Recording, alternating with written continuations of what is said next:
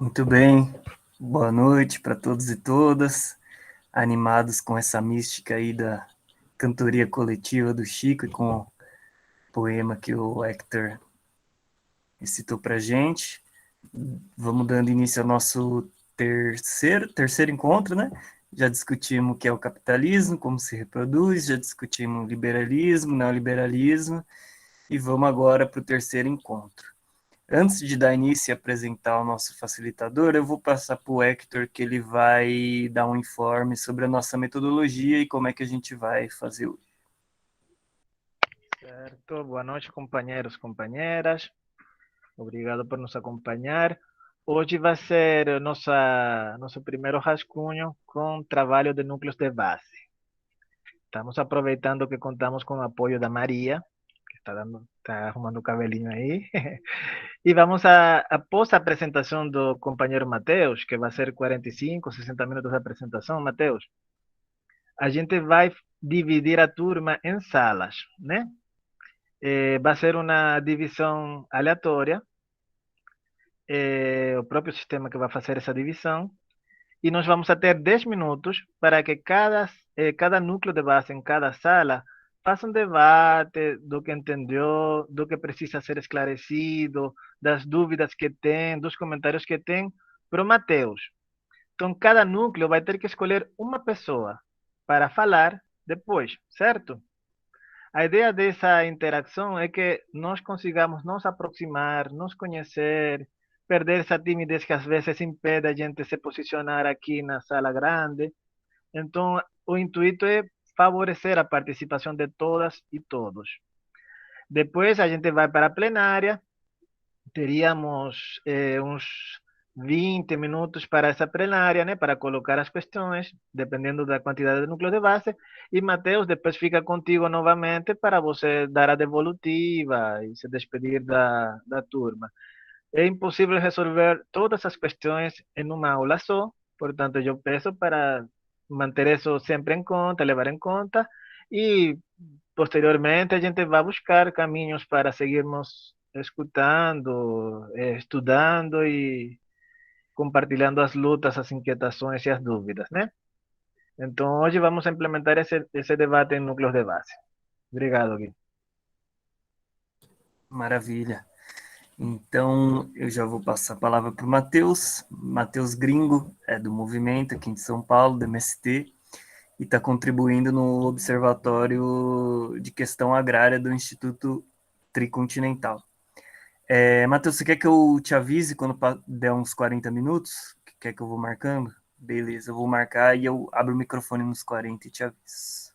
Bora. Muito bem, boa noite, companheiras, boa noite, companheiros.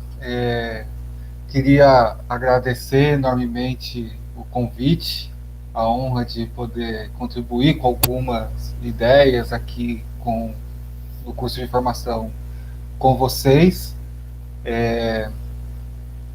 Um excelente curso, parabéns pela iniciativa, a programação excelente, né? Então, queria saudar a iniciativa nesse sentido, além de agradecer o convite. Eu não sou professor, então uma coisa que eu queria deixar aqui eu vou tentar fazer um esforço de tentar trazer alguns temas relacionados aqui ao meu dia, né? As contribuições do Marx para a crítica da economia política, o que isso aporta para o nosso processo de luta. Eu vou tentar ser, enfim, mais didático possível, né? Dentro das possibilidades que essa plataforma nos possibilita, uma vez que estamos nesse processo de pandemia, né? Às vezes, quando a gente vai trabalhar esse tema, lousa e tal, ajuda bastante, né? Eu não sou muito familiarizado com PowerPoint, acabei não conseguindo fazer, então eu vou tentar ser o mais, enfim, didático possível. Eu organizei aqui a intervenção e vou ver se eu consigo ficar dentro desse prazo de 40 a 45 minutos, até para não cansá-los também, né? Em dois blocos. Um primeiro bloco introdutório para a gente entender, afinal de contas, que diabo que é o tal da economia política, porque se a gente não sabe o que é economia política, como é que nós vamos entender a crítica dela, né? Então, um pouco, esse é o primeiro aspecto que eu queria trazer introdutoriamente, né? Como é que a gente localiza do ponto de vista histórico e as principais características disso que se chama economia política, que não dá para confundir com o que hoje nós chamamos de ciência econômica, né? A minha graduação foi em ciência econômica, né? Vamos ver que o Marx, ele é bem crítico a essa turma dos economistas, né? Chamando de economistas vulgares, por exemplo, né? E depois fiz o meu mestrado na economia política mundial, concluído recentemente. Então, uma primeira etapa seria essa, né? Uma introduçãozinha rápida. Depois, entrar propriamente na crítica da economia política feita pelo Marx, principalmente aqui no livro do Capital, que não, por acaso, tem o subtítulo de uma crítica da economia política, a crítica da economia política. Então, selecionei 3 temas principais para a gente conversar e um pouco relacionar com isso dos aportes para a luta em relação à contribuição do Marx, né?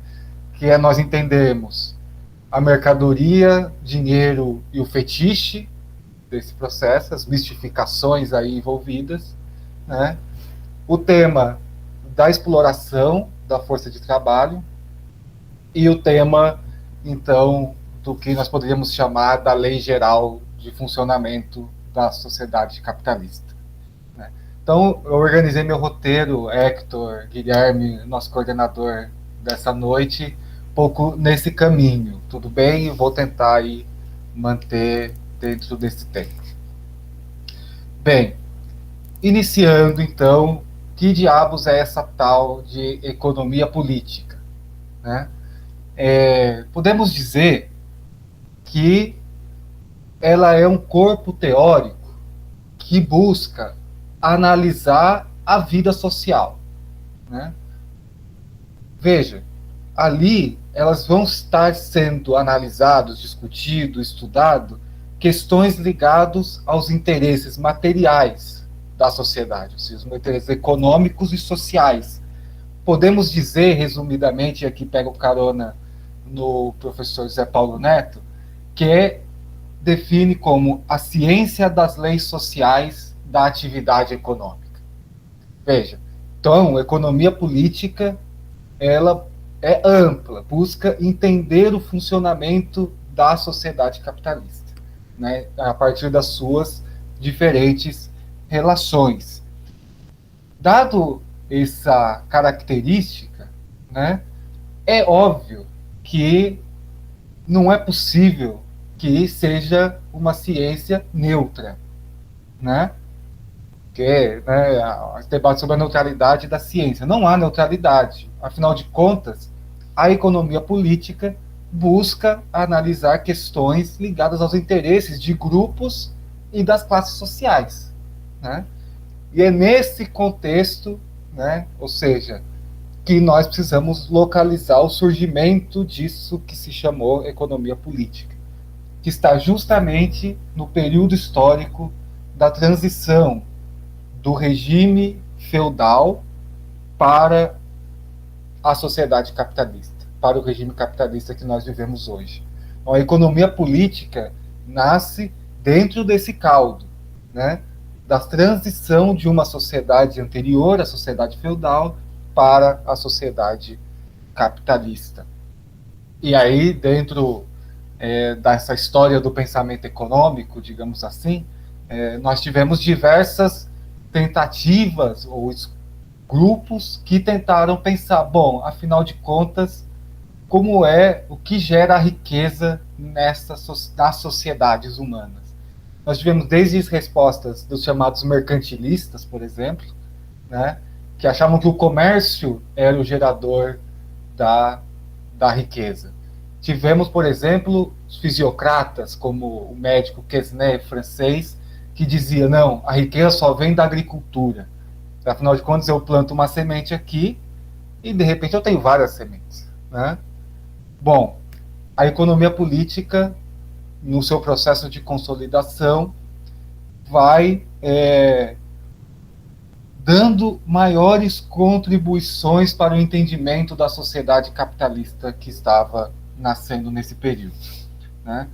Então, veja, cronologicamente, digamos assim, né? Ela tem a sua primeira aparição, digamos assim, ali no século XVII, né? E no final do século XVIII, principalmente com um cara, talvez vocês já ouviram falar da expressão a mão invisível do mercado, né? De Adam Smith, ali no final do século XVIII, e no início do século XIX já digamos assim, reconhecido como um corpo teórico de estudo. E aí, com os principais autores desse período, principalmente o Adam Smith, que era um filósofo, e o Davi Ricardo, posteriormente, no caso, era um capitalista, inclusive especulador, né?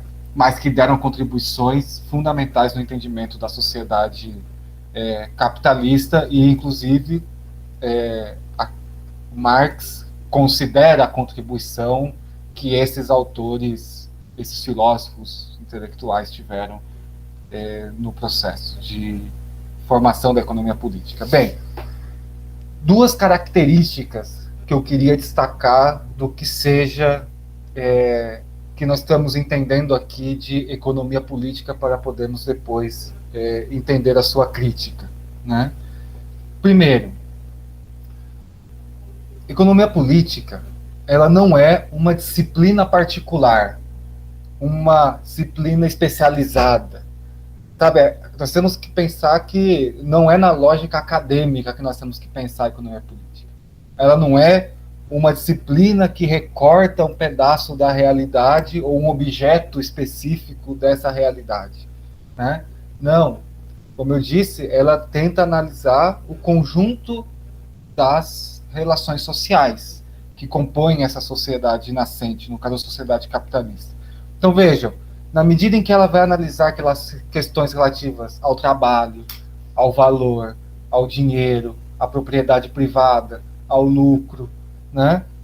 Ela busca compreender, portanto, quais são as relações que estão surgindo a partir das ruínas da sociedade feudal, né? Veja, e não era só uma busca de compreender desinteressada, né? Ou seja, conhecimento pelo conhecimento, né? Vamos ficar mais sabido. Não, era claramente com o intuito da intervenção política na sociedade, né? Então, veja, não há neutralidade na economia política. Ela representa uma classe social que estava num processo revolucionário, né? Ou expressava esses ideais.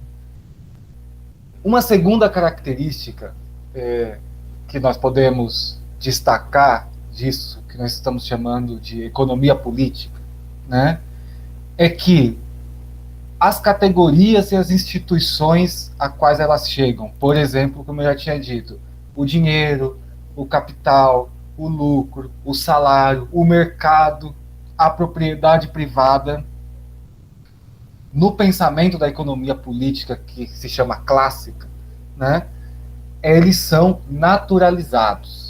Ou seja, há uma naturalização dessas categorias e instituições próprias da sociedade. Isso revela o compromisso político que esses autores tinham, tanto com a Revolução Burguesa, quanto com o liberalismo econômico, né? Veja, liberalismo econômico, vocês tiveram aula sobre isso anteriormente, né? É a arma ideológica da burguesia contra o Estado absolutista e a Igreja, que dominavam até então o antigo regime, digamos assim, né? Então veja, de certa forma, a economia política acabou por expressar o ideário da burguesia no período que essa classe era a vanguarda da luta social e do processo revolucionário que destruiu o regime feudal. Tudo bem? Essa primeira parte? Sim? Ok.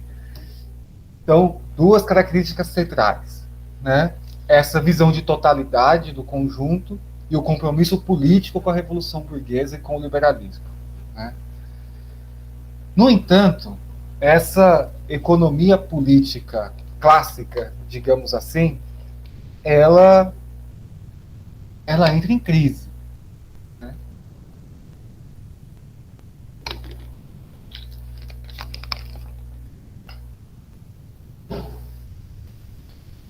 Entra em crise, fundamentalmente, eu destacaria dois aspectos também, né? Um primeiro é que, veja, como eu acabei de terminar o capítulo, o ponto anterior, veja, ela expressava o ideário da burguesia no período em que essa classe era a vanguarda da luta social contra o regime feudal. No entanto, essa burguesia revolucionária, em determinado momento, ao tomar o poder político, passa a ser conservadora, não é? Eles são a classe dominante e hegemônica no poder agora, né? Então, há uma alteração da relação da burguesia com algum projeto emancipatório, né? Que muito se refere ao processo do iluminismo, por exemplo, né? E os princípios de igualdade, liberdade, fraternidade, etc. Né?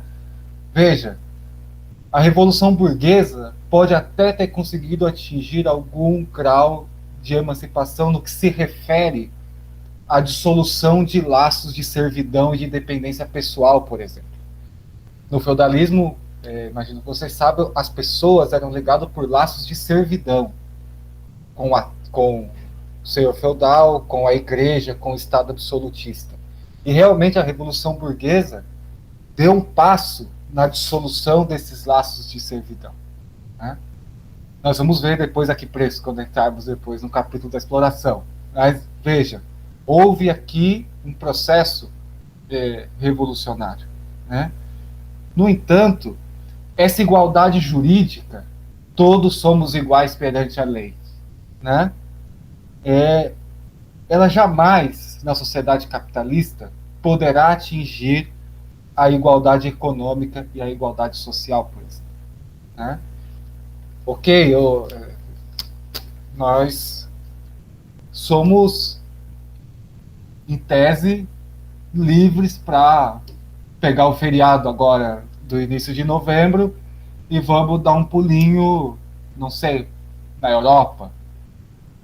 Nós temos essa liberdade. Por que a gente não vai? Não é?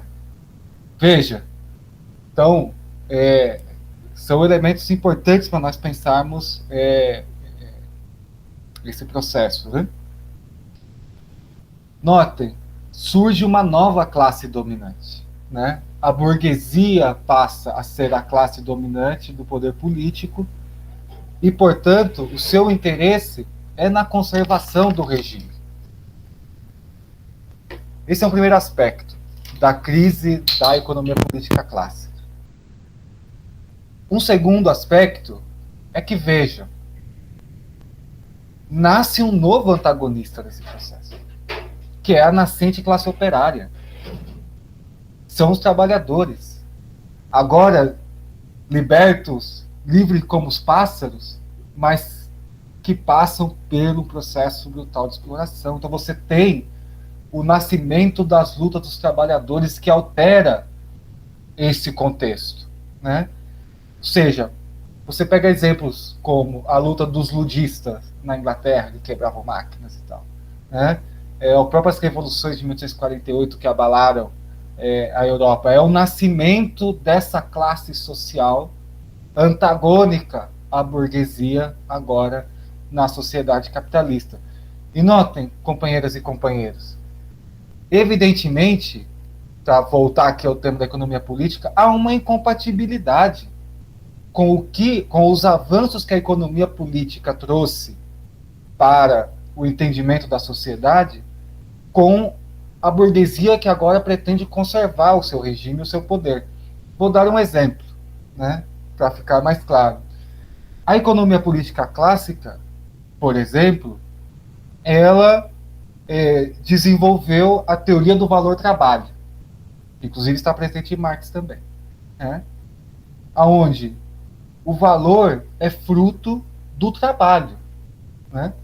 É óbvio que essa teoria tinha muita utilidade na luta da burguesia contra a nobreza, ou contra a igreja parasitária e a nobreza parasitária, né?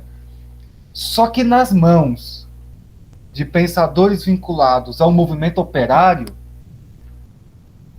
você consegue denunciar o caráter da exploração capitalista a partir dessa teoria, né?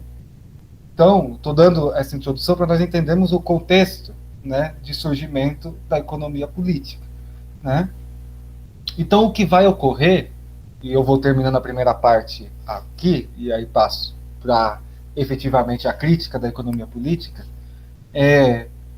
opera uma divisão, né, com mudanças tanto teóricas, do objeto de análise, do objetivo e do método, né? Por um lado, nasce o que se chama economia só, né? Que o Marx vai chamar dos economistas vulgares, por exemplo, né? Que agora sim passa a ser uma disciplina especializada, sem preocupações históricas, sociais, políticas, né? É dotada de um arsenal técnico, né? Por exemplo, os modelos matemáticos.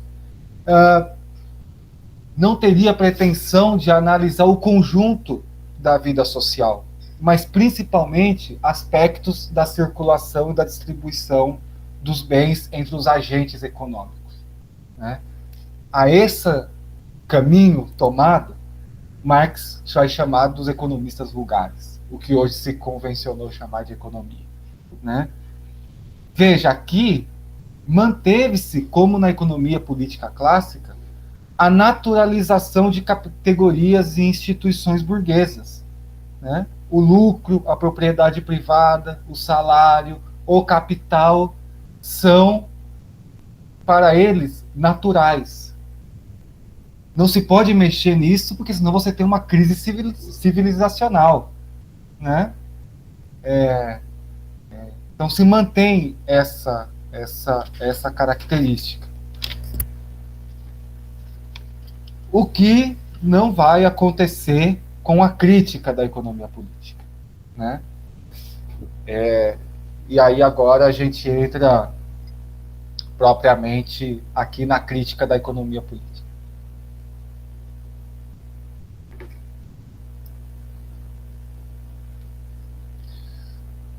Então, o primeiro aspecto é que a crítica da economia política operada por Marx, ela é uma superação da economia política.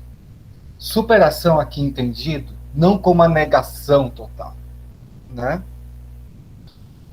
Mas um pouco no sentido de avanço, digamos assim, né? Principalmente dentro de um aspecto da historicização das categorias, superando, por exemplo, essa naturalização do capital, do capitalismo que operaram a partir da chamada economia política clássica. Então, veja, Marx inicia o Capital, aqui o livro 1, nos apresentando o que seria a mercadoria.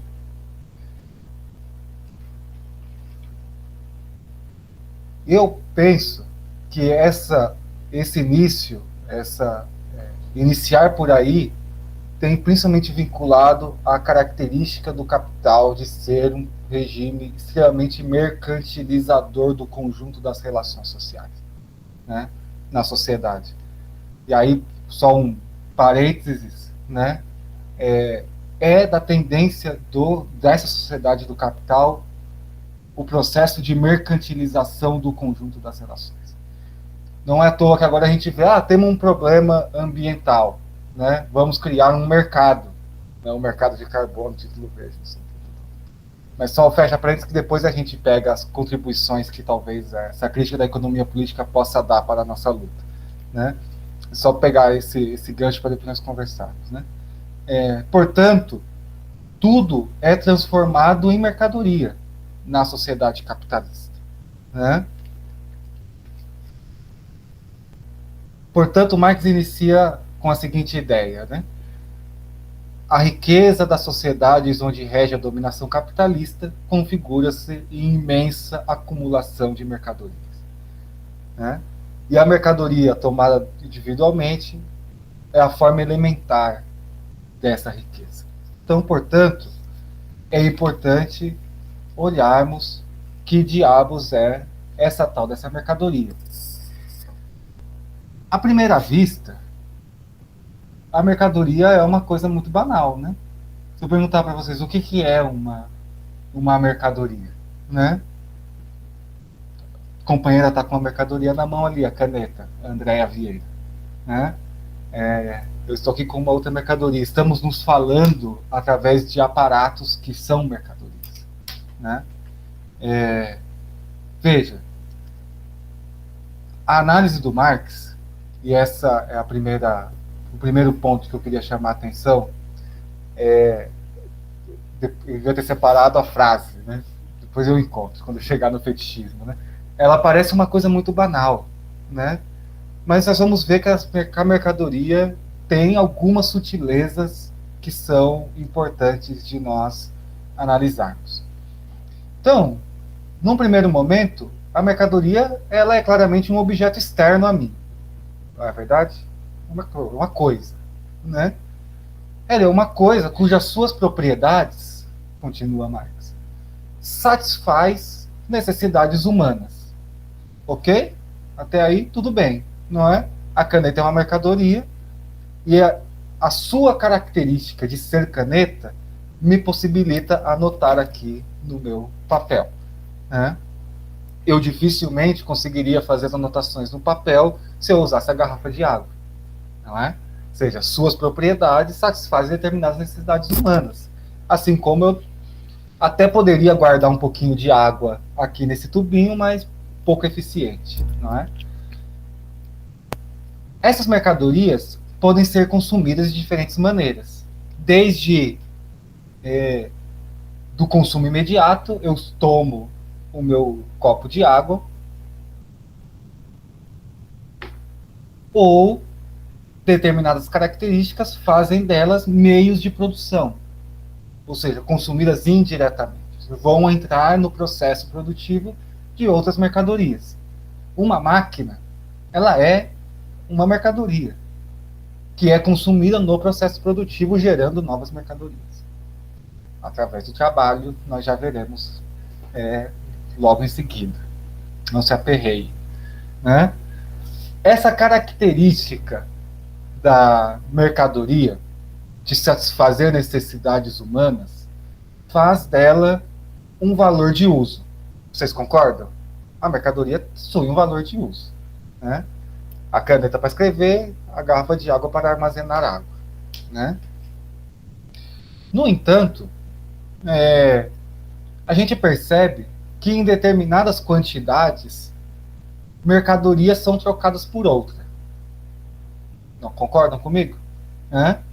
Ou seja, eu posso trocar 2 canetas por uma garrafa de água. Não é verdade?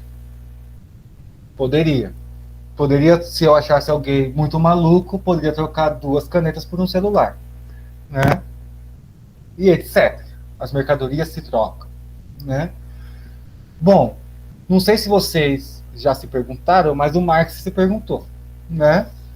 Bom, o que faz dessas mercadorias que têm valores de uso tão distintos ser possível trocar uma coisa pela outra? deve ter alguma coisa que iguala a caneta e a garrafa, não é verdade? Deve haver. E o Marx vai, então, analisar o que há de igualdade. É muito estranho esse negócio de fazer para a distância, porque normalmente quando a gente dava esses cursos lá no acampamento, no assentamento, no centro de informação, a gente pergunta, as pessoas respondem, falam e tal, assim, direto fica... Mas tá ok, Guilherme, Hector, tá tudo bem, companheirada, tentando e pontuando devagar, né? Bom, a questão é, o que faz com que determinadas quantidades de caneta possam ser trocadas por um celular?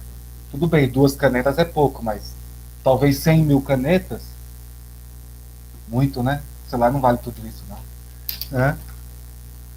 800 canetas. Agora ficou mais realista, né? 800 canetas dá para trocar por um celular. Vejam, são mercadorias diferentes. A pergunta de Marx é, o que possibilita que elas possam ser trocadas? Alguém aí tem ideia? Se ninguém tiver vergonha, pode apertar, abrir e falar. Agora, gente, qual foi a pergunta? O que há de comum nessas mercadorias é que ambas são frutos do trabalho humano. Vocês não concordam? Tanto a caneta quanto o celular são produtos do trabalho de homens e mulheres. Né? Portanto, o que possibilita que determinadas quantidades de mercadorias possam ser trocadas por outras é justamente o fato de que elas são fruto do trabalho. Eu estou vendo aqui, já está quase 40 minutos, né? Já foi 30, é isso? Falta 10 para dar 40. 10 para dar 40. Mas está de boa, Matheus, porque é de 45 a 60. Tá bom. É Tem que agora comentário... eu reparei que deu 30 minutos e eu só estou no primeiro ponto do que eu queria trabalhar do Capital e me deu uma assustada. Então eu vou seguir. Aconteceu com todo mundo nesse curso, então fica tranquilo. Nunca não aconteceu até hoje. Sempre. Tem comentário no chat. Ela já disse que elas têm o valor expressos em dinheiros.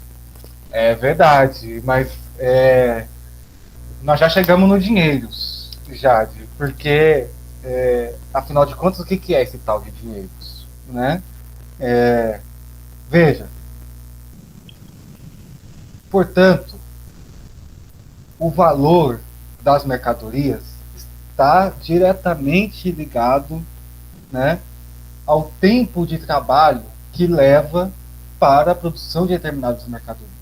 Mas aí o Guilherme vai me perguntar, pô, Matheus, mas e se o trabalhador for meio preguiçoso e levar mais tempo para produzir? A mercadoria dele tem mais valor? Já que o valor é o tempo de trabalho necessário para produzir determinada mercadoria? Vejam, aqui não é o trabalho individual de cada produtor, mas o Marx vai chamar que é o tempo de trabalho socialmente necessário para produzir essa mercadoria. E aí eu queria só deixar uma outra coisa que é importante destacar nesse ponto. Isso não é média. Né? Tempo de trabalho socialmente necessário não é a média dos tempos que demoram. Não foi lá o IBGE, né? Foi lá fazer a pesquisa em cada produtor de caneta e viu quanto tempo mais ou menos demorava e falou, essa é a média, que é o valor da caneta. Não. Dado um determinado momento histórico que implica tecnologia, padrões de produção, organizações do trabalho, produtividade do trabalho e assim por diante, que estabelece qual é esse tempo de trabalho socialmente necessário. vão ter capitalistas mais e menos produtivos, né? E, claro, isso depois terá implicações, que é o ponto 3, que eu já chego nele, né? Então, não é média, tudo bem? É um determinado padrão de tecnologia, conhecimento, né, forma de produzir determinada mercadoria, né?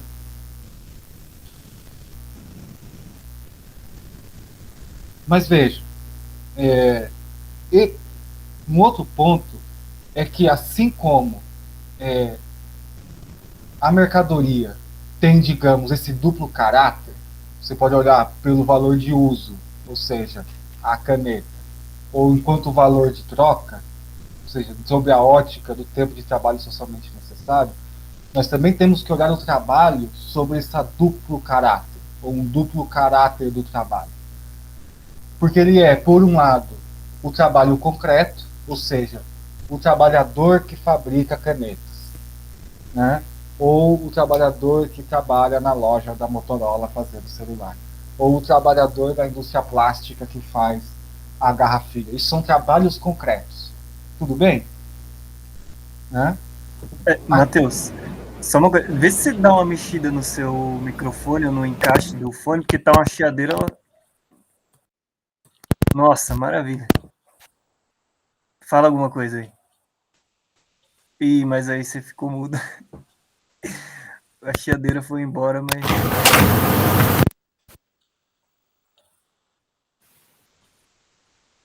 não. Acho que um ou outro.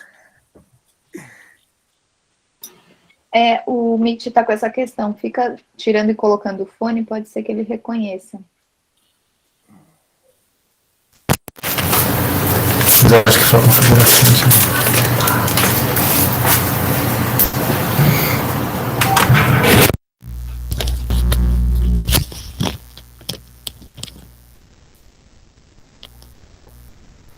Me escuta? Não? Escuta? Escutando. Ah, tá. Eu troquei de fone aqui, melhorou? Ainda tá um chiadinho, mas tá menos que antes. Tá. Vamos lá.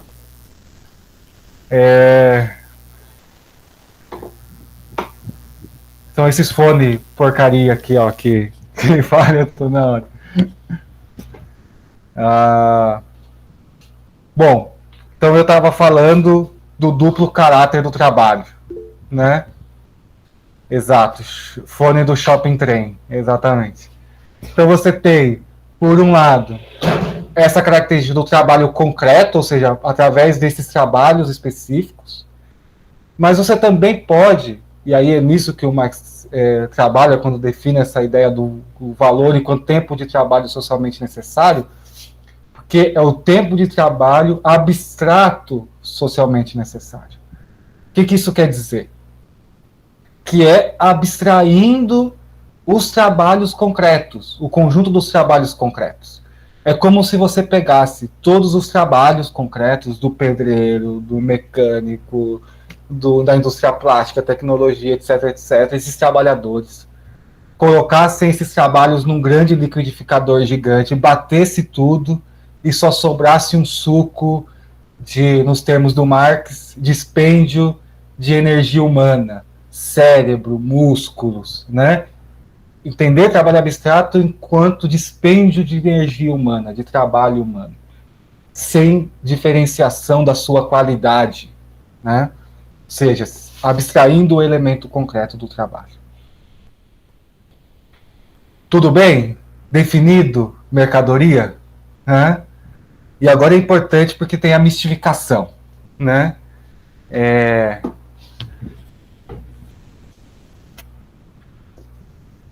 Que aí entra o tema do dinheiro, né? Porque, vejam,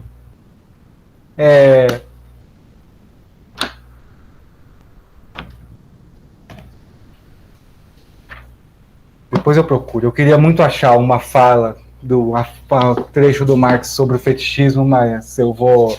Na hora que for para os núcleos eu procuro, que é muito bom. Veja,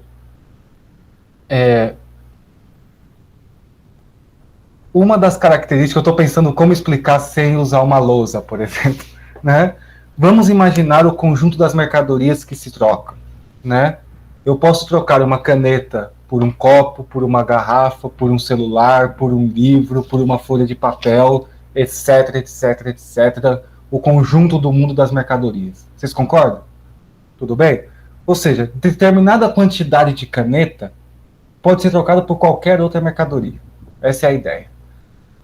A depender da quantidade. Por quê? Por conta do seu valor. Sabe? Tempo de trabalho socialmente abstrato, socialmente necessário. Né?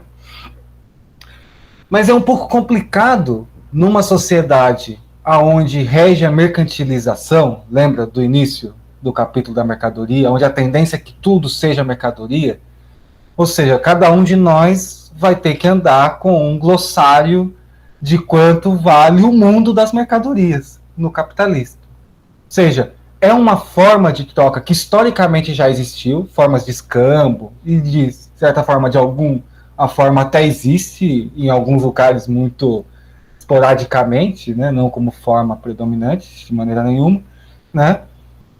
Foi necessário que uma mercadoria, vejam, uma mercadoria, ela já foi uma mercadoria, portanto, ela já espelhou o seu valor em outra mercadoria.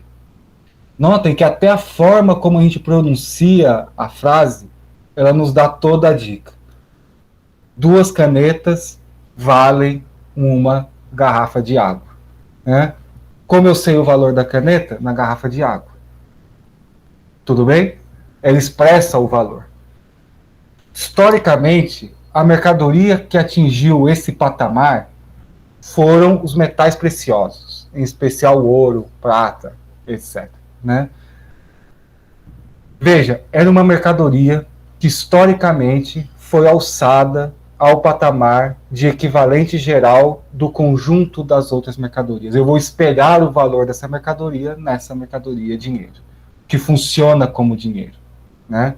Então essa é, digamos assim, rapidamente, pontualmente, no formato que a gente consegue fazer, a gênese do dinheiro, né? Dessa forma de expressar o valor das mercadorias.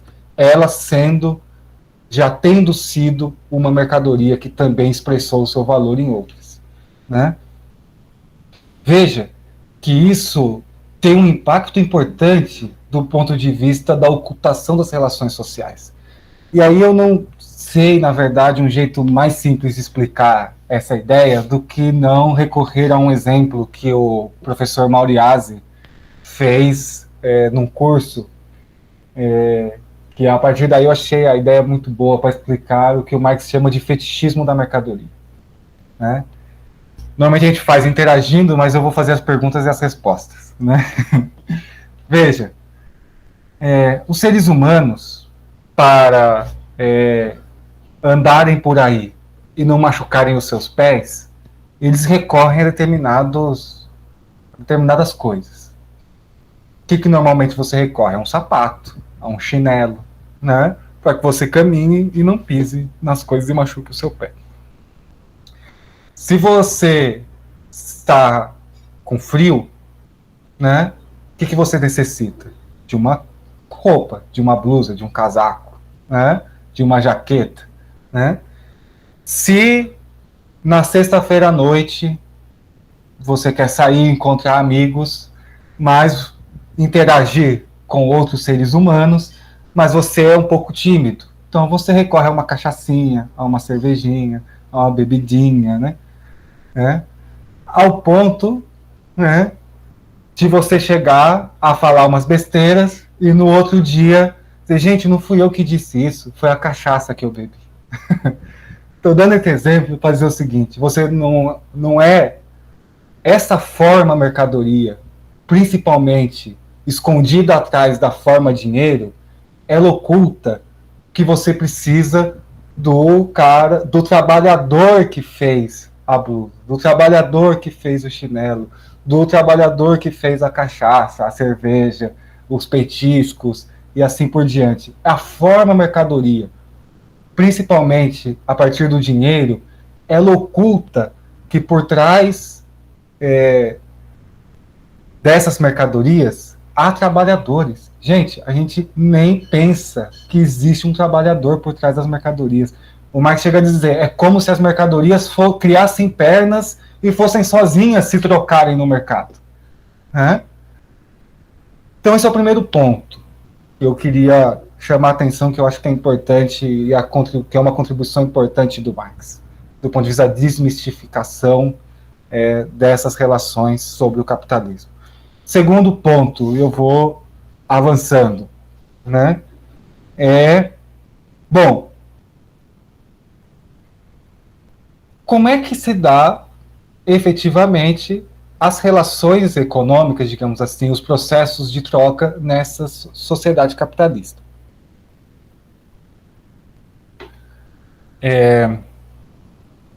Como eu não fiz slides, eu pensei numa outra coisa. Eu vou colocar aqui no chat uma formulinha para vocês. Se vocês puderem olhar ali no chat, vamos ver se dá certo.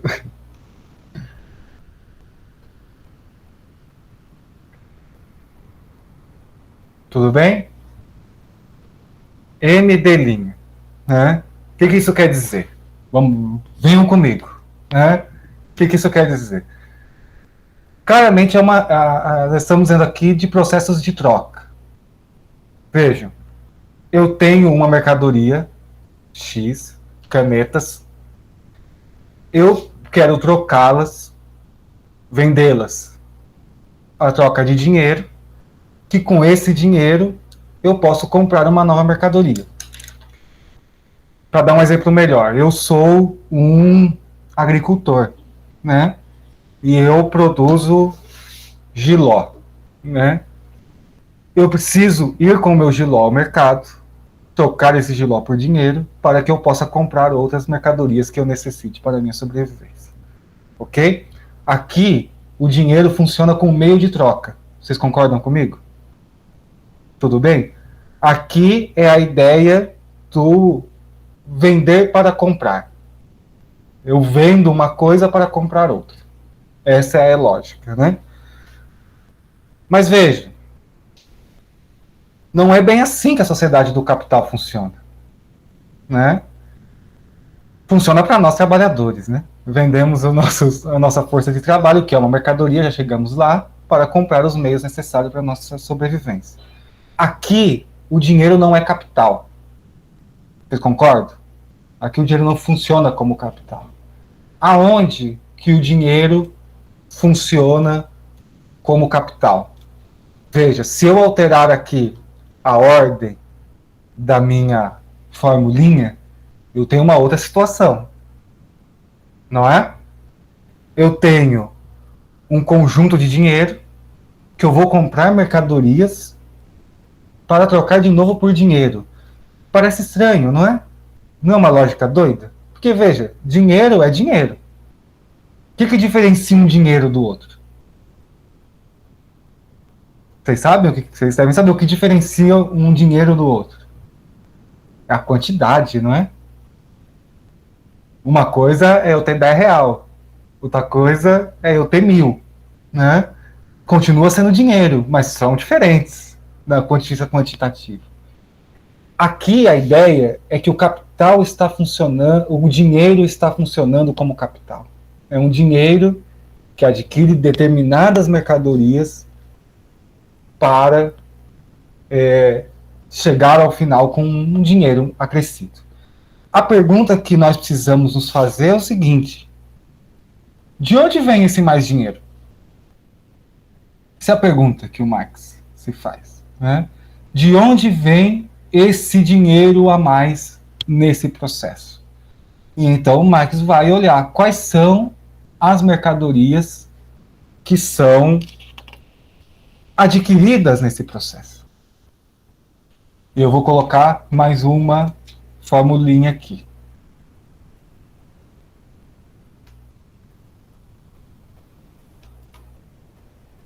Veja, é a mesma ideia, só que agora é desdobrada. Tudo bem? Eu vou pegar e vou olhar quais são as mercadorias que esse dinheiro funcionando com capital irá comprar. Bom, vocês devem imaginar. Se eu fosse um capitalista, tivesse uma soma de dinheiro, eu iria ao mercado e precisaria comprar o quê? Matérias-primas, não é verdade? Matérias-primas, ferramentas, maquinário, alugar um galpão, né? Ou seja, o conjunto dos meios de produção, ou seja, os meios necessários para realizar o processo produtivo. No entanto,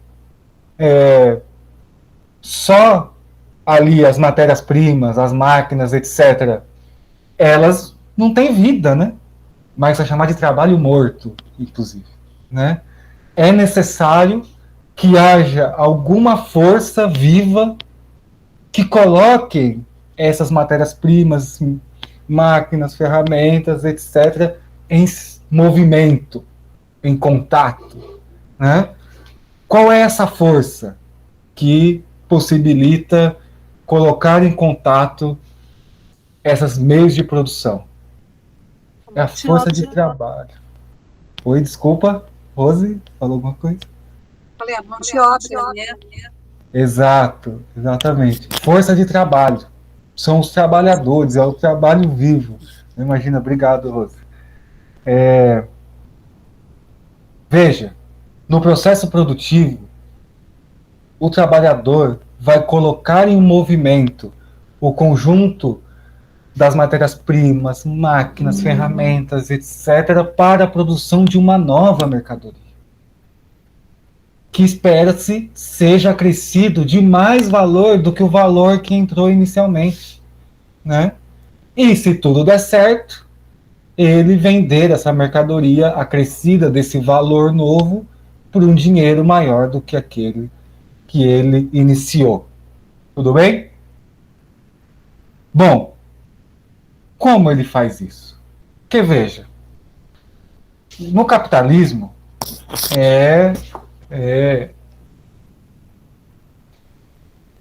a força de trabalho, o FT aqui da nossa formulinha, ela também é uma mercadoria. E como todas as outras mercadorias, ela tem um valor de uso, concordam? Qual é o valor de uso da força de trabalho? Capacidade de trabalhar, né? De exercer o trabalho, transformar a natureza, as coisas, né? Mas ela também, enquanto mercadoria, ela também tem um valor de troca. Não é verdade? Não é? Se o valor de troca das mercadorias em geral é o tempo de trabalho socialmente necessário para a reprodução dessa mercadoria, também o valor da força de trabalho. É o tempo de trabalho socialmente necessário para a reprodução da própria força de trabalho. E eu não estou dizendo apenas a manutenção do caboclo vivo, é a reprodução dessa força de trabalho, né? Enquanto trabalhadores, né? Também não vai querer virar burguês patrão também, né? Mais 15 minutos o Guilherme me avisa e vamos lá. Bom, dado como certo, veja, Marx dá como pressuposto de que o capital paga exatamente o valor da força de trabalho. Peço que a gente faça esse exercício junto também com ele. Tudo bem? Veja, digamos que tenha um salário, eu vou colocar entre aspas, tá? Porque não é isso, justo, né? Ou seja, o capitalista paga exatamente o que vale a força de trabalho. Como é que ele consegue ter lucro? Né? Veja, porque o capitalista não contrata a força de trabalho para trabalhar apenas enquanto ela se paga. Não é verdade? Quando a gente é contratado por alguém, ele nos contrata não para trabalhar o tempo de trabalho necessário para reproduzir o valor do trabalhador. Ele continua trabalhando, não é? Afinal de contas, você se contrata a jornada de trabalho. Digamos, aqui um número aleatório para ilustrar, que numa jornada de 8 horas, 4 horas, metade, seja o tempo de trabalho necessário para produzir os valores necessários para pagar o trabalhador durante aquela jornada de trabalho de 8 horas. Seja uma jornada de 8 horas, em 4 horas o trabalhador conseguiu produzir uma quantidade de valores correspondente ao valor da sua força de trabalho. Bom, o trabalhador para de trabalhar por aí? Não, ele continua trabalhando. Né? Por quê? Porque o capitalista o contratou pela jornada. E veja aqui um parênteses. Não, Marx não faz uma crítica moralista ao capitalismo. Ai, o capitalista é malvadão, burguês malvado, bobão, safado. Não, né? Aqui é uma crítica objetiva. É o modo de funcionamento dessa sociedade. O capitalista te contratou para você trabalhar 8 horas, não para trabalhar 4. Né? O que sobra dessas outras 4 horas é o que o Marx vai chamar de trabalho excedente, ou a famosa mais-valia, ou mais-valor, dependendo da tradução. Né? Mas é a famosa mais-valia. É esse trabalho excedente que o trabalhador produz e que é apropriado pelo capitalista. E não é um roubo. É a forma de ser dessa sociedade. Né? A isso, Marx chama exploração da força de trabalho. Tudo bem? Quando a gente fala exploração da força de trabalho, em Marx, é disso que se trata. Né? Bom, faltavam 15 minutos agora há pouco, então nos últimos 10 eu vou para o último ponto. Né? Bom, quais são as consequências que esse processo de reprodução... Porque, vejam, gente, ali no chat, quando eu coloquei o DM, MP, força de trabalho, tal, isso é um ciclo, tá? Inclusive, um ciclo que é ampliado. Ou seja, o capitalista investiu nesse ano 100, produziu uma mais-valia de 10, 110 no período. Parte desse 10 ele vai consumir, né? E uma outra parte desse 10 ele vai aumentar ali no início, vai virar 105, por exemplo. Vejam, é um processo ampliado, né? É um ciclo que se repete. É a valorização do capital, né? Ou a valorização do valor, né? E todos os capitalistas individualmente vão buscando ampliar cada vez mais esse ciclo. E não há um comitê central de combinação entre os capitalistas. Há concorrência entre eles pela apropriação de uma maior quantidade de valor. Né? Como é que o capitalista busca, na concorrência com outros, se apropriar de mais valor? Ele precisa aumentar a produtividade do trabalho. Diversas formas. Podem ser inovações tecnológicas? Pode ser. Pode ser uma maior intensificação do processo de trabalho? Pode ser também. Né? Ou seja, uma busca para aumentar essa produtividade. E uma das formas mais comuns é justamente investir na parte dos meios de produção. Ou seja, mais tecnologia. Não é verdade? Vocês concordam comigo? Vejam, né? Cada vez mais as indústrias precisam de menos trabalhadores. Porque há uma brutal da concorrência capitalista e investimento no que o Marx vai chamar de ampliação da composição orgânica do capital. Não vou entrar em detalhes aqui, porque não é o... Né? Mas grosso modo, é justamente a proporção em que o capital se divide em pagamento da força de trabalho e dos meios de produção. Essa relação é o que o Marx vai chamar de composição orgânica do capital. Né? A tendência no capitalismo, né, é que cada vez mais os capitalistas dediquem uma parcela cada vez menor do capital na força de trabalho e mais nos meios de produção. Né? Isso traz como consequência um processo brutal, por um lado, de concentração desse capital seja, concentração em termos de valor, foram ficando capitais cada vez maiores. Deem uma olhada no tamanho que são as corporações hoje no mundo, né? E também um processo de centralização, ou seja, da propriedade do capital, na constituição de sociedades de ações, né? De megacorporações e assim por diante. Ou seja, é da própria lógica de funcionamento do capitalismo. Por fim, esse processo vai levando a cada vez mais a constituição de uma, digamos, superpopulação relativa do ponto de vista da reprodução do capital, mas é chamado exército industrial de reserva. São uma massa gigantesca de trabalhadores que estão disponíveis para serem explorados pelo capital e ficam ali na guarda. Veja o tamanho do desemprego no Brasil, para dar um exemplo. Né? Esses trabalhadores estão o tempo todo à disposição do capital, mas nem por isso o capital os emprega. Né? E você tem outras formas em que se manifesta essa superpopulação, né? Como, por exemplo, nos já muito excluídos do mundo. Desculpe, excluído não é a palavra correta, né? Porque ninguém está excluído do sistema do capital. É isso que eu estou querendo mostrar. Todos nós temos uma funcionalidade para a reprodução do capital. Esse é o grave.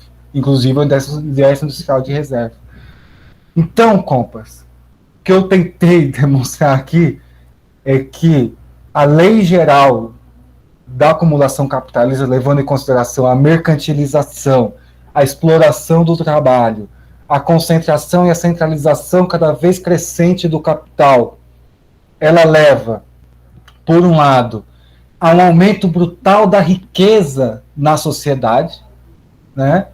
Ou seja, cada vez mais há mais riqueza sendo produzidas, mais uma imensa coleção de mercadorias, mas ao mesmo tempo cresce a pobreza e o pauperismo na sociedade. Essa é a lei de funcionamento dessa sociedade capitalista.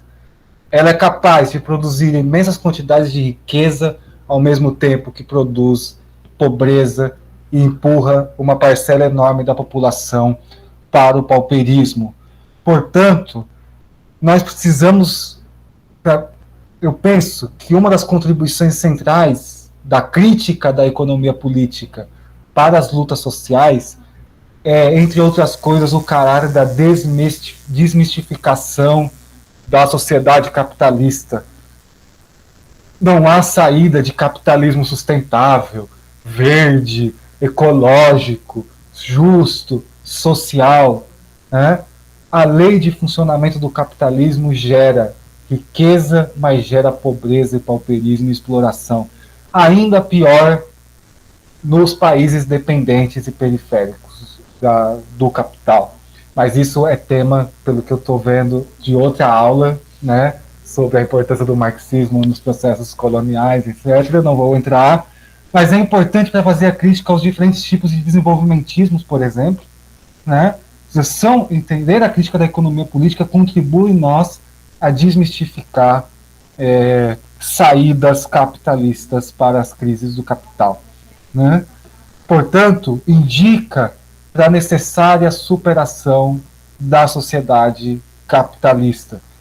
E aí, bom, o marxismo, né, ou os marxismos, durante todas essas décadas, tiveram contribuições centrais na luta dos povos em todo o mundo, né, como as teorias do imperialismo, as teorias da dependência, aqui mais para os nossos países latino-americanos, né? E sem dúvida que deu contribuições importantes para o conjunto das lutas dos povos da periferia do capitalismo. Agradeço, desculpe se passei um pouquinho do tempo, espero ter conseguido ser didático num tema que é espinhoso, que é difícil. Tentei aí trazer alguns pontos que eu acho relevante da leitura do Marx e da crítica da economia política. Eu fico à disposição depois para o debate, sem nenhuma pretensão de responder todas as perguntas, né? Mas para a gente abrir aqui a reflexão. Obrigado, Compass. Então, nós discutimos essa questão aí teórica aí da economia, né, e tal, política, e a gente entende todos aqueles elementos do capitalismo, de como o sistema funciona, e a gente ficou pensando muito na situação brasileira, que a gente está bem no mato sem cachorro, né? Porque a gente não tem mais a indústria, a gente está numa situação, não é à toa, assim, que a gente está com esse fascismo, né, aí sendo convocado pelo capitalismo para segurar a classe trabalhadora, porque as commodities aí não empregam gente, né? É pouco. E a gente percebe que hoje o capital ele está servindo à especulação cada vez mais concentrado, não tem emprego para o povo. Então a gente queria saber assim como é que a gente vai sair dessa enrascada, né? Era isso. Qual que era o seu núcleo, Rony? Cara, o número da sala? Eu, a Jade e a Lucilene. Certo. Sala 2. Beleza. Vamos para um, então? Salão. Eu acho que era nossa, né? Eu não vi. Era nossa, então, pessoal? A 1? Mas pode ir, Julien, não tem problema. Ah, tá. Foi mal. Acho que era assim, a número 1. Então, surgiu dúvidas, né? Eu fiquei com dúvida também a respeito do fetichismo. Eu queria entender se o fetichismo ele é o trabalho que se esconde na mercadoria por intermédio do dinheiro, se foi isso mesmo que eu entendi. A outra dúvida também que surgiu foi a respeito do trabalho abstrato, o que o Muto explicou. Eu queria que explicasse de novo também, porque eu continuo, não entendi direito. E também falamos a respeito de se tivesse o trabalho pleno para todo mundo, não seria possível a manutenção do capital, né? A respeito disso. É mais alguma coisa, pessoal? Ficou só isso? Não, eu acho que são esses três que a gente tentou discutir e conversar, para nós entendermos melhor. Né, Paulo? Muito.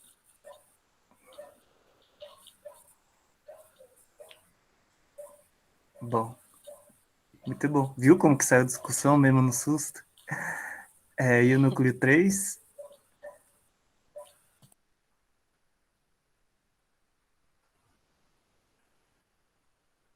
Pode falar, Dani. Tá. Que surgiu uma dúvida, né? Na verdade, começou com uma pergunta da Andrea e eu acabei construindo a minha dúvida, a dúvida do grupo, na verdade. Que assim, a gente sabe que a gente é refém de uma sociedade capitalista e tudo mais, só que a gente ficou com dúvida de quem diz que o salário mínimo é o cálculo exato do meu trabalho, tipo assim, da minha exploração.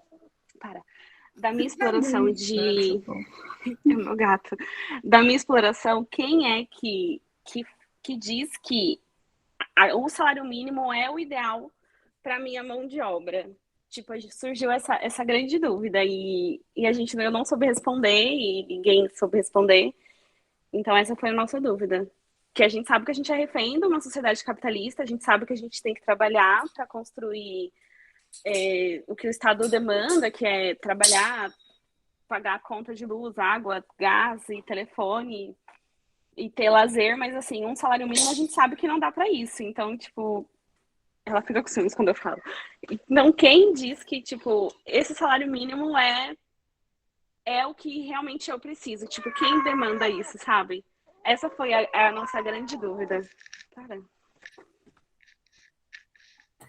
A gata não gosta do capitalismo, pelo jeito. Não, ela não gosta quando eu falo com outras pessoas, que ela fica com ciúmes. Não dá pra... Acho que era isso, né, Andréia? Ou tem mais alguma coisa? Era isso. Beleza. E o último núcleo 4? Ficou aberta a sala 4? Porque eu lembro até que o Ricardo entrou, mas estava vazia. Acho que pode ter Pois sido isso. eu entrei na 4, mas fiquei sozinho por um tempo. Aí eu voltei e pra entrei outra, no né? meio da 3. Acho que a 4 ficou vazia. Tá. Não, então Obrigada. beleza. Então, acho que já passamos por todos, né? E aí, bola com o Matheus.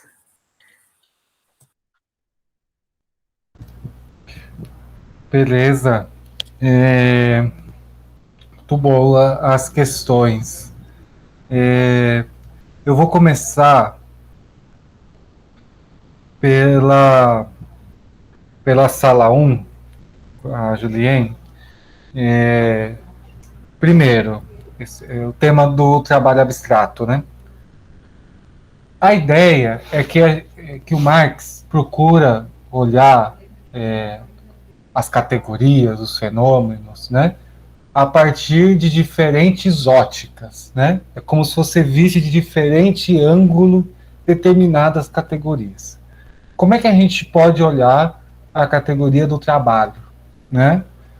Nós podemos olhar, por um lado, enquanto um trabalho concreto, aquele em que eu desenvolvo uma determinada função, mas vejam, não são coisas distintas. Estamos falando do mesmo fenômeno. Eu estou olhando para o mesmo fenômeno.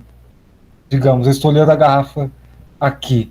A garrafa tem a tampa azul e ela tem esse adesivo branco. Eu posso olhar pela ótica da tampinha, pela ótica do adesivo, é a mesma garrafa.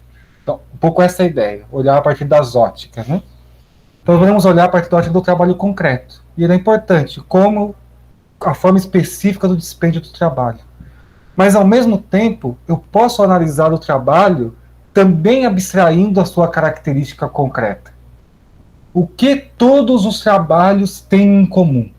Todos. O meu trabalho, o de vocês, todos nós talvez trabalhemos em coisas distintas, né? Mas o que nos unifica, né? O que há de igual?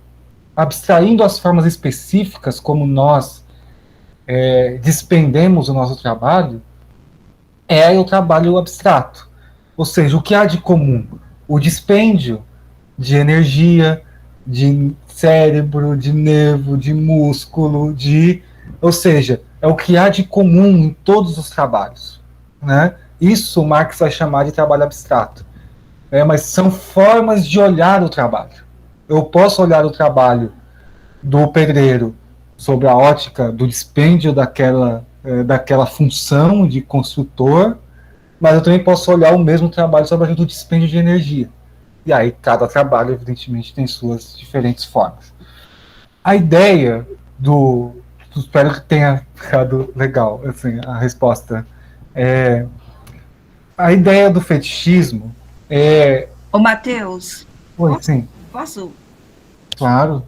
Pode ser o trabalho abstrato é o desgaste das pessoas nas atividades que desenvolvem.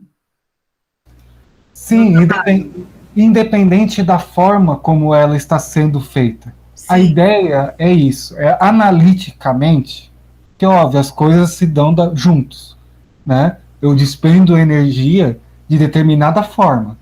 Eu estou aqui despendendo energia numa forma, aqui, né? Mas dispêndio de energia, seja a forma como ela aconteça. É isso, Rosângela, né? Ou seja, nós olharmos sobre essa ótica do que há de comum nos trabalhos. Todos os trabalhos são dispêndio de energia, né? Energia humana, né? E se dão de várias formas, né? Porque, veja, esse movimento metodológico ele é importante, você vai ver com o método de análise do Marx. Ele é importante para ele nos ajudar a entender o processo de funcionamento do capitalismo de maneira geral. O Marx não está interessado aqui, especificamente, em como funciona o capitalismo em determinado lugar, tempo histórico e tal. No geral, quais são as leis de funcionamento dessa sociedade, né? As leis de funcionamento da sociedade implicam uma sociedade onde as riquezas se expressam numa imensa quantidade de mercadorias, né? Mercadoria entendido, né, enquanto uma coisa útil que pode ser trocada porque é fruto do trabalho humano, do dispêndio de energia humana. Isso é o que há de comum no mundo, em tudo que existe no mundo que foi fruto do trabalho das pessoas, né? Do computador, da mesa, da cadeira, ao foguete e o satélite. Tudo é fruto dos trabalhadores, do trabalho humano, né? A mão de trabalhadores ali, em tudo que é produzido na nossa sociedade, né? E o que o fetichismo, por conta dessa lógica, de onde surge o fetichismo? Justamente dessa lógica de como as relações sociais se dão no mundo capitalista, né? Veja, é ocultado no mercado. Quando a gente vai no mercado, vamos imaginar, nós todos vamos ao mercado às vezes, né? Com a inflação que está agora, está um pouco mais difícil com o preço das coisas, mas em geral as pessoas vão ao mercado, né? Ali está oculto na relação social. Veja, eu vou com dinheiro e compro uma determinada mercadoria, né? Some o papel do trabalhador nessa relação, né? É como se eu me relacionasse com mercadorias e não com trabalhadores. Quando eu vou no mercado e compro um pacote de arroz, eu não estou me relacionando com o arroz, mas com o produtor do arroz. Só que essa relação é ocultada pelo fetichismo da mercadoria, né? Então, um pouco essa é a ideia, é uma relação entre, para usar o termo do Marx, se eu conseguir repetir de cabeça, é uma relação entre pessoas que assume a forma fantasmagórica de uma relação entre as coisas e não entre as pessoas. Entendeu? Essa é a ideia do fetichismo da mercadoria. É o culto que na relação de troca eu estou me relacionando com pessoas, sabe? Trabalhadores, produtores, assim por diante, e não com as mercadorias, né? Até porque as mercadorias são coisas, né? Pode falar. É como se, então, eu pego uma mercadoria que, na verdade, eu estou levando para casa toda a força de trabalho que se despendeu ali de diversas pessoas para aquele produto chegar até minhas mãos. Mas eu não sei quem foram essas pessoas que despenderam essa energia para eu ter essa coisa, né? Essa mercadoria, esse produto. Então, acho que na sociedade capitalista, as pessoas não se relacionam entre si. O que relaciona as pessoas a gente relaciona através da mercadoria. É uma relação indireta entre as pessoas, mas com a mediação da mercadoria. É isso. Veja.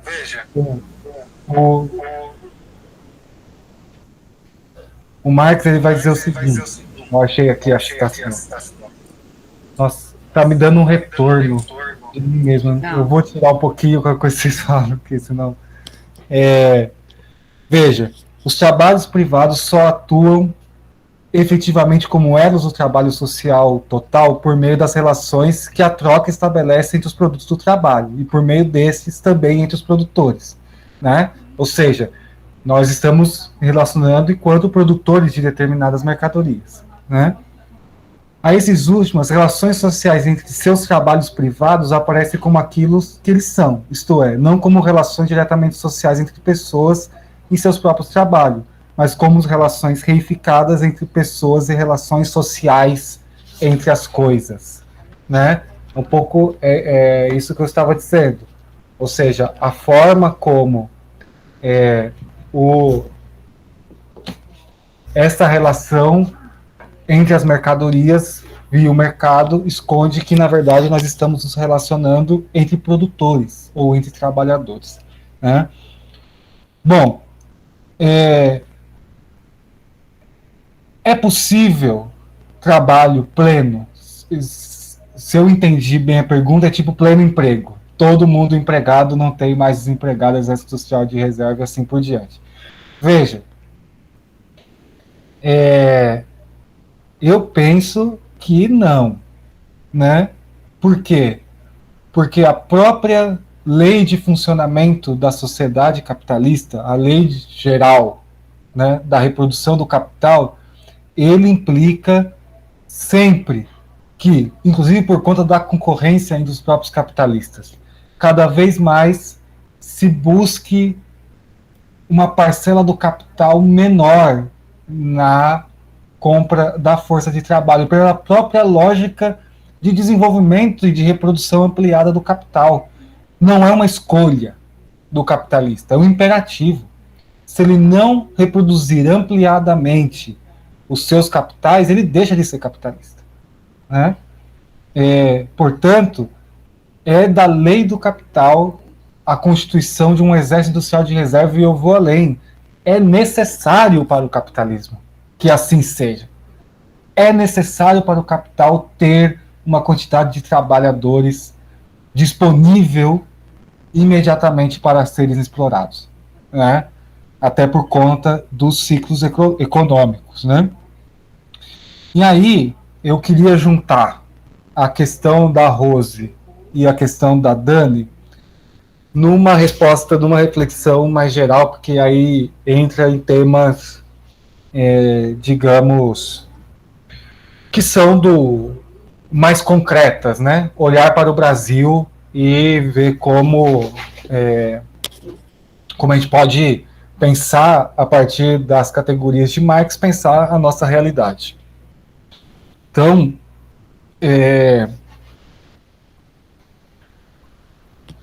um primeiro aspecto é um aspecto de método. É sempre preciso tomar muito cuidado ao nós pegarmos categorias abstratas, como as que eu expus aqui. São categorias de análise abstratas, né? Portanto, mais simples, né? Gerais de funcionamento. E aplicá-las diretamente para uma determinada realidade concreta, sem as suas necessárias mediações, né? Portanto, quando nós vamos analisar situações concretas, por exemplo, a crise brasileira hoje, né? Nós precisamos ser rigorosos a partir do método do Marx, né? Mas entender que há outros componentes que são necessários de colocar na análise, que só essas categorias sozinhas não dão conta, né? São necessárias, mas é preciso mediações, né? Por exemplo, para a gente entender o Brasil, e aí outra notinha de rodapé rápido. Aí é um debate, porque é um conjunto de interpretações sobre o marxismo. Há marxismos, né? Digamos assim, ou escolas diferentes de pensamento. Eu, particularmente, vou puxar aqui para aquilo que eu tenho mais segurança, que eu estudei mais, que é a partir da teoria marxista da dependência, né? Que é uma determinada escola de pensamento latino-americano, que se dedicou, a partir dos anos 60 e 70 do século passado, a refletir sobre os problemas do Brasil, né, da América Latina e a situação de dependência, né? Portanto, a primeira questão que eu queria colocar é a da Dani, né? Como define o salário? Ou quem define, né? Aí nós precisamos retomar um elemento. O salário, ele é, teoricamente, a expressão monetária do valor da força de trabalho. Assim como o preço deveria expressar o valor das mercadorias. Uma coisa é valor, outra coisa é preço, né? Valor lá, tempo de trabalho somente necessário, tal, né? Preço expressaria essa relação, né? Ou não necessariamente bate com ela, mas giraria em torno, né? Portanto, de certa forma, a definição dos salários estão ligados, além da questão do valor, também a questão da luta de classes, né? Então precisamos entrar o componente da luta e o componente da política nessa equação, se nós formos pensar sobre as questões salariais, né? Mais diretamente, eu estou dizendo, do abstrato para o concreto. O Marx tinha uma frase que diz: o concreto só é concreto porque é a síntese das múltiplas determinações. Então, quando a gente sai do campo mais abstrato da análise para um campo mais concreto, começam a aparecer novas determinações que nós precisamos dar conta na análise. No tema do salário, o tema da luta de classes, ela é fundamental. Há uma disputa, uma luta permanente entre a classe trabalhadora e a classe burguesa em torno dos temas dos salários. E aí, bom, há determinadas conjunturas políticas de crise, por exemplo, que o capital aproveita para empurrar cada vez mais a possibilidade de ampliar a exploração dos trabalhadores, ou seja, aumentar aquele tempo excedente. Lembra da jornada de 8 horas? Ou seja, ou reduzir o tempo necessário ou ampliar o tempo excedente. Ou seja, para buscar cada vez mais a apropriação de mais valia e de mais valor. Então eu diria, Dani, que por um lado, nós temos que ver o salário enquanto no campo teórico, quanto expressão do valor da força de trabalho, mas que quando a gente desce para análise de situações concretas, né, nós precisamos incluir novos elementos, dentre elas a luta de classes entre os trabalhadores e a burguesia em torno do tema dos salários. Mas atenção, não implica que o que está no campo da análise abstrata não seja falso, ou não tenha correspondência com o concreto. Claro que tem. Claro que tem. Né? Só que na análise concreta nós precisamos incluir outras determinações. Né? É isso que eu queria deixar bem explicado nessa perspectiva quando a gente vai olhar as situações mais concretas. Né? Portanto, seguindo aí então a contribuição da teoria marxista da dependência, uma categoria importante, na minha opinião, para nós analisarmos o Brasil, a América Latina, os países dependentes, é o tema da superexploração da força de trabalho, que não está presente na obra do Marx. Né? Foi desenvolvido a partir do Marx por outros teóricos, né, que estudaram as situações concretas, que implicaria que nesses países dependentes a força de trabalho, nós, trabalhadores, somos remunerados abaixo do valor necessário para a reprodução das nossas vidas. Isso nos ajuda a explicar os salários baixos nos países dependentes. O DIEESE faz um exercício muito interessante, já há alguns anos, o cálculo que eles usam, que é o salário mínimo necessário. Não sei se vocês já ouviram falar, né? Que eles calculam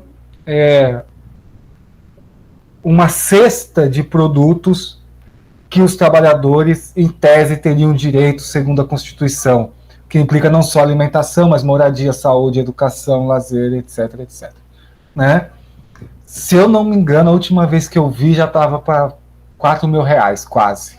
Com a inflação que está agora, eu nem sei como estava. A última vez que eu vi estava em torno de R$4.000. Né? Aqui está dizendo que já está em 6, já subiu para 6. Então. Por aí, eu acho. Mas procurem salário mínimo necessário na internet, do DIEESE. Né? Todos os meses eles calculam quanto deveria ser o salário mínimo constitucional. Né? Hoje o salário mínimo está em quanto? 1.100, por aí, né? Ou seja, olha a diferença entre quanto deveria ser uma remuneração, né, que garanta minimamente uma dignidade aos trabalhadores. E veja, companheirada, isso não implica excluir a exploração. Tudo bem? Mesmo que o capitalista pague lá os R$6.000, que talvez esteja o salário mínimo necessário, tem que ver, mesmo assim, há exploração, há extração de mais valor e há lucro. Ok? Veja. Né? Mas nos países dependentes ocorre um processo de superexploração da força de trabalho. E por fim, para tocar em alguns pontos da Rosa, que expôs as questões da sala 2, a Rosa não, Rose, desculpa, da Rose, veja, também ainda nessa perspectiva de olhar para situações mais concretas e, portanto, ampliar outras determinações na nossa análise, né? O Brasil constituiu uma forma de reprodução do seu capitalismo, em especial a partir dos anos 70, 80, 90, principalmente, com o neoliberalismo, que acabou implicando, de fato, num brutal processo de reprimarização, naquilo que alguns autores chamam de padrão exportador de especialização produtiva. Ou seja, uma economia voltada para a exportação e, portanto, amplamente dependente das commodities, né? O que acaba levando ao conjunto das consequências que nós estamos vivenciando da questão agrária brasileira. E veja que curioso, é tão cruel o problema da nossa dependência e desse padrão exportador, que mesmo quando a economia vai bem, vamos pensar nos anos do governo Lula, o boom das commodities, o negócio exportando um monte de balança comercial crescendo, tal. É justamente onde também as contradições se acentuam, né? Também onde as contradições do modelo se acentuam, e mais ainda agora, no momento de crise.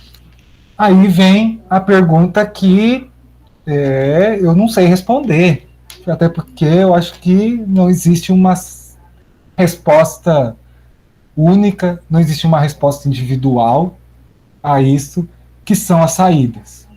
Quais são as saídas que nós podemos ter para uma situação dessa? Seria muito simplista eu chegar e dizer fazer a revolução, superar a economia capitalista, né? E é isso que nós precisamos fazer, né? É isso que um dia nós precisamos fazer, superar a sociedade do capital, né? Mas para isso exige muita construção, organização, trabalho de base, formação política, como vocês estão fazendo aqui na região noroeste de São Paulo, e muita organização da classe trabalhadora, que é o sujeito possível de transformar essa sociedade. Assim como a burguesia revolucionou a sociedade feudal, os trabalhadores são os que carregam o germe para revolucionar a sociedade burguesa, superar a lógica do capital. Agora, como fazer isso? Aí nós precisamos fortalecer nossos instrumentos organizativos da classe trabalhadora, retomar a ofensiva da luta dos trabalhadores. Enfim, aí são os desafios do coletivo, né? Os desafios dos nossos coletivos, das nossas organizações, que efetivamente fazer a luta de classes, né? Eu tentei passar pelas questões, talvez se eu perdi alguma coisa, desculpe. Companheirada, as saídas são as saídas que nós, a classe trabalhadora, irá construir, né? E vamos trilhar, não está dado o caminho, né? O caminho está aí para nós construirmos ele, né? O caminho da construção, superação do socialismo, superação do capitalismo. Voltou o retorno de novo, vamos. Matheus, porque a Cláudia... O áudio. Rose, você está no mudo. Tá. Agora sim. Então, a classe trabalhadora se organizou para em sindicatos, para conquistar direitos, né? E agora nós estamos percebendo que estamos perdendo, né, todos esses direitos. Então, o caminho é a organização. Assim, começar de novo, né? É isso aí. É isso aí. Esse é o desafio, né? Certo. Bom, Matheus, nós queremos te agradecer. Vou assumir o papel do Guilherme, que teve dificuldades tecnológicas, né? A tecnologia conspirando.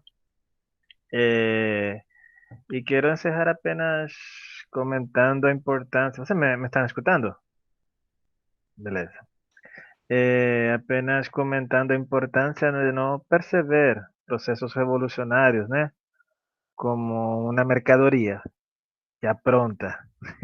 Se não entendê-la em toda a sua complexidade, em todas as suas dimensões. E algo que nos envolve a nós, homens e mulheres, construtores de processos de revolução, né? Com esse comentário, eu queria agradecer o Matheus por a sua bela participação, né? Sua grande contribuição. A nossa companheira Maria, que nos deu um grande apoio hoje, com todo esse mundo tecnológico. E a todas e todos que participaram hoje, que nos acompanharam nesse caminho que estamos fazendo para nos fortalecer e poder ter essas saídas que tanto precisamos, que tanto esperamos, que tanto anelamos, né? Então, Matheus, se quiser abrir o microfone e dar um tchau para a turma. Muito obrigado, Hector, companheiras, companheiros. Eu queria novamente agradecer a todas e todos. Espero ter contribuído de alguma maneira com as reflexões, com o debate aqui do curso. Agradeço o convite e me coloco, como sempre, à disposição de vocês, do movimento, de tudo, para a gente poder, dentro das nossas limitações, tentar, enfim, contribuir com o debate, né? Obrigado. Certo. Então, galera, até o próximo encontro. Vamos se falando. Muita saúde, se cuidem. E boa disposição para seguir na luta. O seu comentário lindo aqui, Matheus, no chat. Tchau, tchau.